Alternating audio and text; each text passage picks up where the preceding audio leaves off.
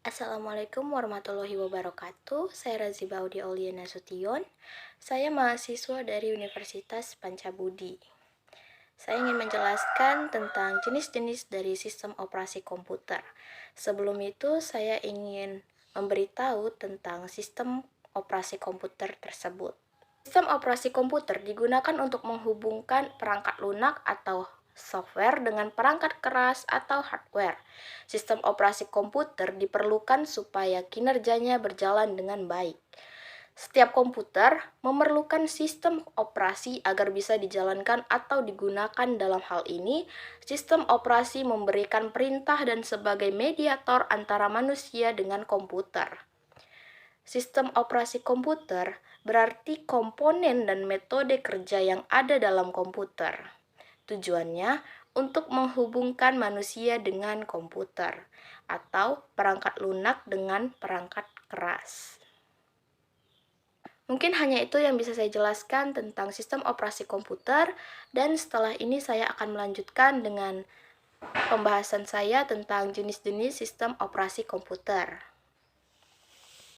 Sistem operasi standalone adalah sistem operasi dengan fitur tertentu yang dapat digunakan untuk single ataupun multi-user. Sistem ini berdiri sendiri pada komputer desktop atau perangkat portable lainnya. Contoh sistem operasi ini adalah Microsoft Windows, Linux, dan macOS. Yang kedua, sistem operasi jaringan. Sistem operasi jaringan adalah sistem operasi yang berjalan di suatu perangkat khusus yang disebut dengan server. Sistem operasi ini memungkinkan pengguna dalam mengakses dan berbagi file, juga perangkat. Kelebihan penggunaan sistem operasi ini yaitu servernya terpusat. Contoh sistem operasi jaringan ada Linux, Unix, Microsoft Windows Server, Mac OS X. Yang ketiga, ada sistem operasi waktu nyata. Sistem operasi waktu nyata menyediakan dukungan untuk sistem waktu nyata. Sistem operasi waktu nyata bisa berupa sistem waktu nyata keras atau hard real time, atau sistem waktu nyata lunak atau soft real time.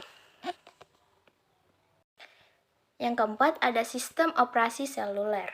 Sistem ini adalah jenis sistem berjalan secara eksklusif pada perangkat kecil seperti smartphone maupun tablet.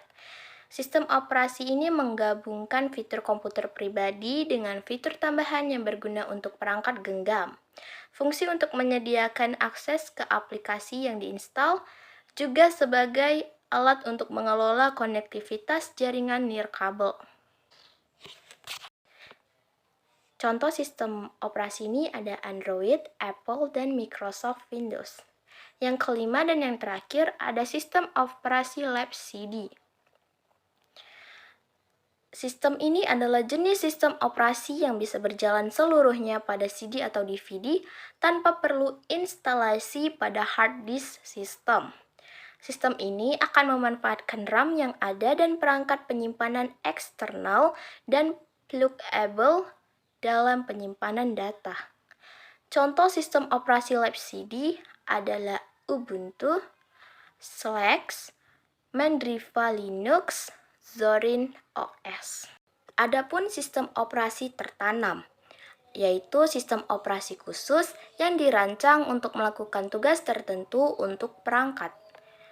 Artinya, sistem ini tidak berdiri sendiri. Tugas utama sistem operasi ini yaitu menjalankan kode yang memungkinkan perangkat melakukan tugasnya, dan sistem operasi tertanam ini juga bisa berada pada chip dalam perangkat elektronik. Contoh sistem operasi tertanam tersebut terdiri dari Windows Mobile atau CE, Symbian, dan Linux. Terima kasih sudah mendengarkan pembahasan tentang materi saya, dan semoga penjelasan saya bisa membantu Anda semua.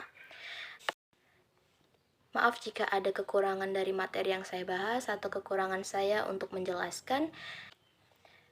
Dan terima kasih sudah menyempatkan diri untuk melihat video tugas saya.